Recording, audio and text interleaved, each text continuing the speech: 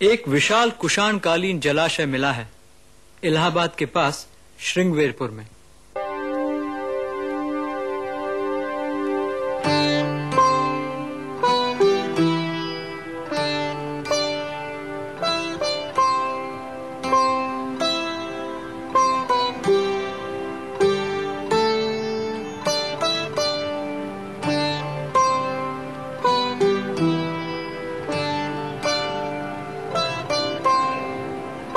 पुरातत्व के बारे में मजे की बात यह है कि अक्सर खुदाई में वो चीजें नहीं मिलती जिनको वे खोज रहे होते हैं, पर ऐसी बहुत सी चीजें मिल जाती हैं जिनको वे नहीं खोजते।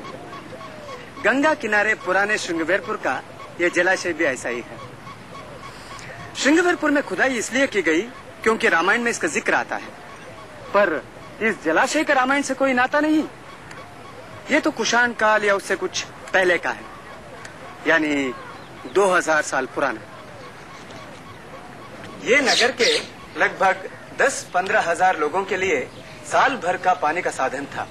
उस समय नदी काफी दूर बहा करती थी, इसीलिए जब उसमें बाढ़ आती थी तभी वो पानी इस जलाशय में लाया जाता था। लेकिन बाढ़ का पानी ही क्यों? वे नदी को ही मोड़कर यहाँ क्यों नहीं लाए? पहली बात तो ये कि गंगा बहुत गहरी है, उसका तटबंध भी पानी से बहुत ऊंचा है, इसीलिए ऐसी नदियों से सीधे पानी निकालना मुश्किल है। पर उन लोगों ने बड़ा अनोखा काम किया। गंगा में मिलने वाले इस छोटे से नाले पर उनकी नजर पड़ी। उन्होंने देखा कि साल दर साल जब गंगा में बाढ़ आती तो इस नाले का पानी उल्टा बहने लगता। इसीलिए उन्होंने नाले के तटबंध को काटकर एक नहर खोद डाली। बाढ़ के दौरान नाले से पानी उस नहर में लाकर जलाशय में लाया जाता था। अच्छा। बाढ़ का मिट्टी से भरा पानी पहले इस गोल कोटर में आता और फिर दूसरे गोल कोटर में चला जाता। पानी में मिली मोटी मिट्टी, पत्थर वगैरह इन कोटरों की पेंदी पर जमा हो जाते और इस तरह थोड़ा सा साफ हुआ पानी पहले टंकी में जाता। इतनी सारी टंकियां क्यों? एक बड़ी टंकी से उनका काम नहीं चलता? बात ऐसी है कि ये टंकी भी पानी से मिट्टी अलग करने का काम करती थी, बची हुई बारीक मिट्टी। इस बारीक मिट्टी को अलग करने के लिए जरूरी था कि पानी धीरे धीरे बहे और इस तरह टंकी में ज्यादा देर तक रहे। अच्छा रामनाथन, ये काम उन्होंने कैसे किया होगा? हाँ, यहीं से पानी इस पहली टंकी में आता था। ये रास्ता मुड़ा हुआ है और इनमें सीढ़ियां बनी हुई हैं।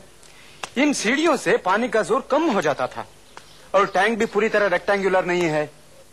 और देखो, जहाँ से पानी इस पहली टंकी से मुख्य टंकी में जाता है उसी तरफ से ज्यादा चौड़ी हो जाती है। इसके अलावा ये तिरछी दीवारें देखो, इनसे टंकी का मुंह ऊपर की तरफ और चौड़ा हो जाता है। इसीलिए जब पानी इस टंकी में आता था तो ऊपर की तरफ और फैल जाता था। यही साफ पानी ऊपरी स्तर से इस मुख्य टंकी में आता था। यानी ये जलाशय कुछ वैसे ही था जैसे हमारे आज के शहरों का फिल्ट्रेशन सिस्टम। हाँ, तुमने ठीक कहा। हाइड्रोलिक इंजीनियर्स भी यही कहते हैं। इस जलाशय के बुनियादी सिद्धांत वही थे जो आज भी लागू होते हैं।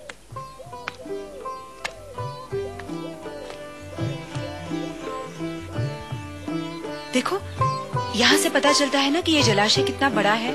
हाँ, तभी तो 10-15 हजार लोगों के साल भर की पानी की जरूरत पूरी हो सकती थी।